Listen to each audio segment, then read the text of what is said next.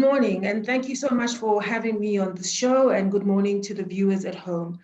We are so grateful to have an opportunity to share with you and the viewers some insight from the work that we've done on the COVID-19 relief funds. As you know, we looked at the first 3 months, and AG Magwedu, the late AG, tabled that report and talked about it publicly back in September. We're now doing a follow-up, and having completed the work for the subsequent 3 months, we're able to report on what we've seen. Some of the key messages emerging from our report are as follows. We found that the very same weaknesses that we've been raising with government around the procurement processes, the disciplines around how procurement runs, the processes of managing contracts, basically the things that are going to support us as we seek to buy the right goods at the right price, at the right quality, and delivered in the right place. Those simply are so weak. And we locate the current problems with the PPE procurement in that space, that the pandemic and the emergency that it caused landed in the context of weak controls. And it is therefore no surprise, unfortunately, that we had the problems that we had in terms of how PPE procurement went. We've raised the concerns about how, when the disbursement of the economic relief packages, whether it was through UIF or through SASSA, some of those payments reached people they should not have reached, and some of those did not reach people that were the intended beneficiaries. And we locate that in key weaknesses about the maintenance of databases across the different agencies of government, and the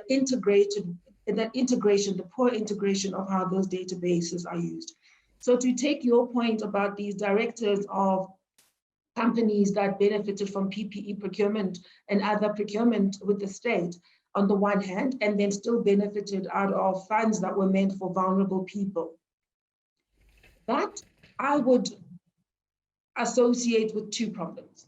The first one is that within the state, there isn't adequate discipline and systems and processes to guard against fraudulent claims.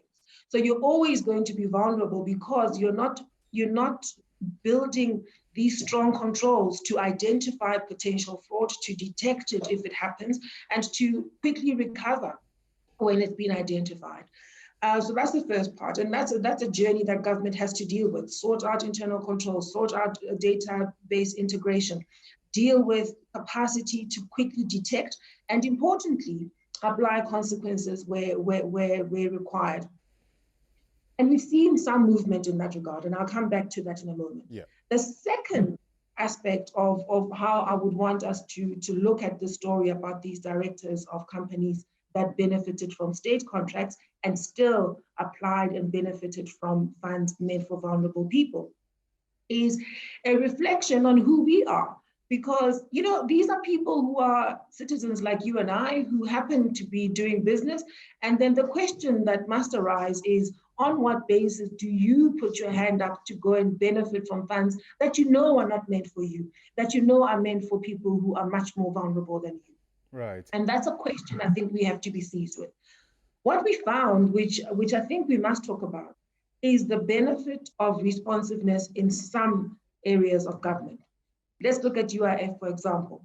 Following the first report that AG Magwedu tabled, where we highlighted certain weaknesses, we even pointed out certain flags around underpayments, overpayments, fraudulent claims, and the vulnerability that we had noticed.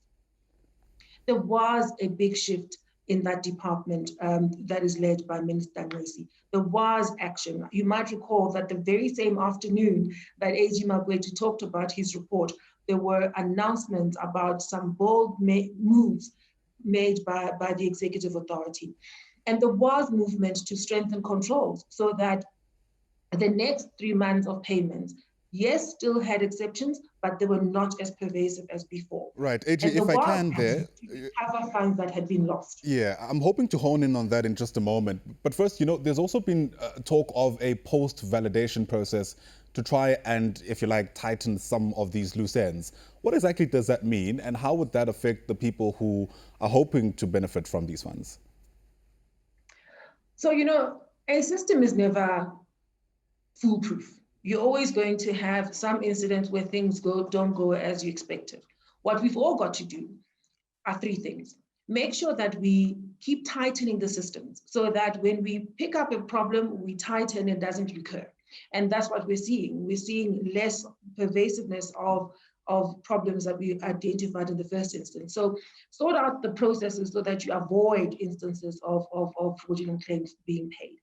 The second one is that where fraudulent claims have been paid, go and get the money back. Quickly pick it up and go and get the money back. And we've seen that. And you're able to do that if you've got a post-validation process that goes back to look at whether or not the payments you have made, using the best system possible, whether those payments are valid. And if they're not, you go and get your money back. And some of the things we're seeing happening in the courts now are a consequence of those post-validation processes. And we're hoping that we'll see even more of that when we recover money that should not have been paid, and we hold people accountable, which is the last thing. We should hold people accountable if they deliberately set out to submit fraudulent claims and thereby defraud the state. Right. 3.5 billion rand has gone back into the funds of UIF because there was movement to go and strengthen controls and to go and check on the payments that had been made and ensure that those people who had tried to make fraudulent claims and had succeeded ultimately brought the money back. And I think that's a big win. That's something we can learn from and we should look to advocate more for.